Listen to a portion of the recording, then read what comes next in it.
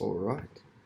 Hello there. This is Zach Kelly reporting in on his Royal Commission assignment, giving my 5 recommendations backed up by my industry advisors. So, start us off.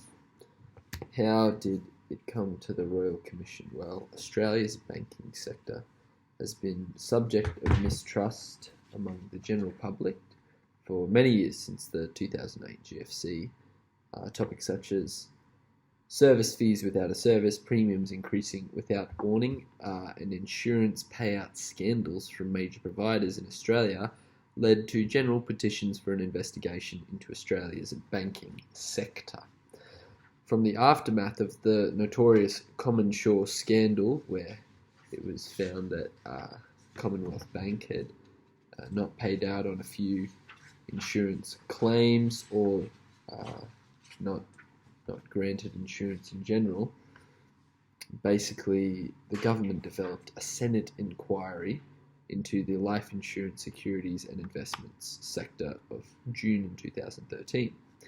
It was determined from that, however, that the cases alluded to were isolated events and had little relation to malpractice in the insurance sector as a whole. In December 2018, the Royal Commission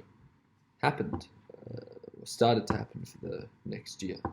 From that commission, the best recommendations, in my opinion, solidified by my industry member through quotes, were 4.14, APRA amending their prudential standard, 4.4, ASIC imposing a commission cap, 4.1, banning insurance hawking, which we'll go into later, obviously, 4.13, universal terms review, and 5.6, to change culture and governance of the industry.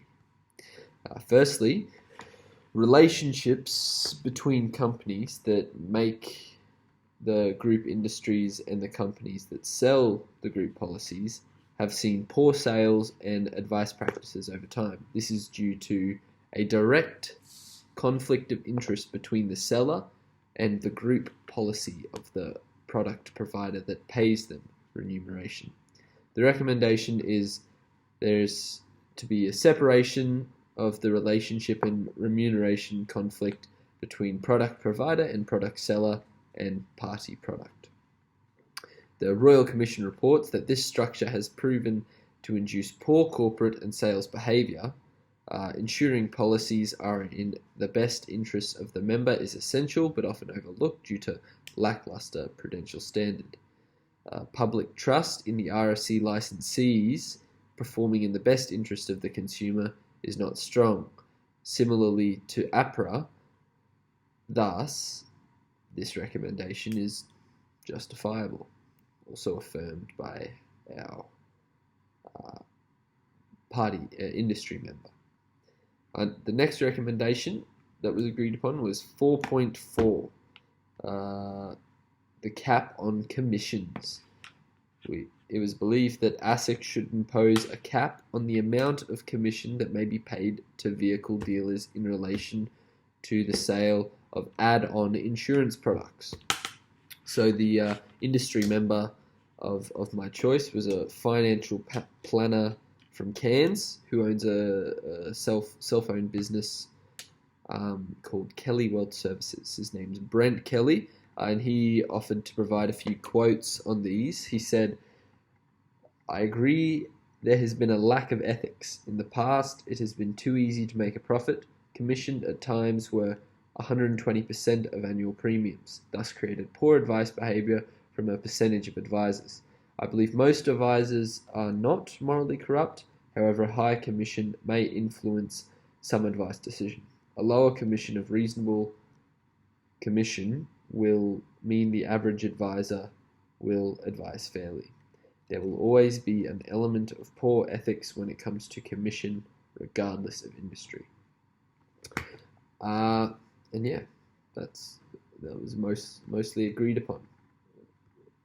Appears to be a general consensus among the public as well. So, much related to recommendation 4.1, no hawking of insurance.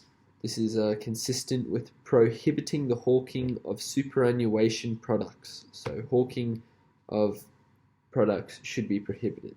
For those who don't know what hawking is, it is effectively the unsolicited selling of insurance products during a meeting, phone call, or other contact initiated to discuss an unrelated financial product.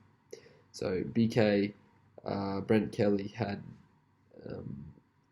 something to say in regards to that. He said, poor sales culture via film and TV marketing shows oversimplify products and little disclosure of insurance policy definitions and restrictions. So I thought that was pretty aligned with what the recommendation was talking about. It's pretty ingrained in culture that trying to be a sleuth in the sales world is how you make it, and it shouldn't be like that, because too many people are not receiving proper advice. So the next was recommendation 4.13, where the universal terms review is to happen in the Treasury in consultation with the industry, should determine practicability and likely pricing effects of legislating universal key definitions, terms and exclusions for default MySuper group life policies. So Brent had to say the terms of insurance, if same as per industry guidelines, will mean it is easier for consumers to underrate and compare between products. So it's basically kind of allowing an opportunity to take the middleman out of buying simple things or organizing life insurance policies and superannuation technicalities. The last recommendation, pretty obvious one, is 5.6, changing culture and governance. So the governance of culture in the advice industry has been sales and performance based for many years. This has resulted in poor behavior of performance above best interest of the client. A change to this culture, which will be driven by governance to client focused and client outcome first, will turn this around. The average individual will then be confident of the seek insurance advice they will get, and it will be advice to benefit them and not advice incentivized by performance culture. So those are the best 5 that were believed and that the research had concluded. Hope everyone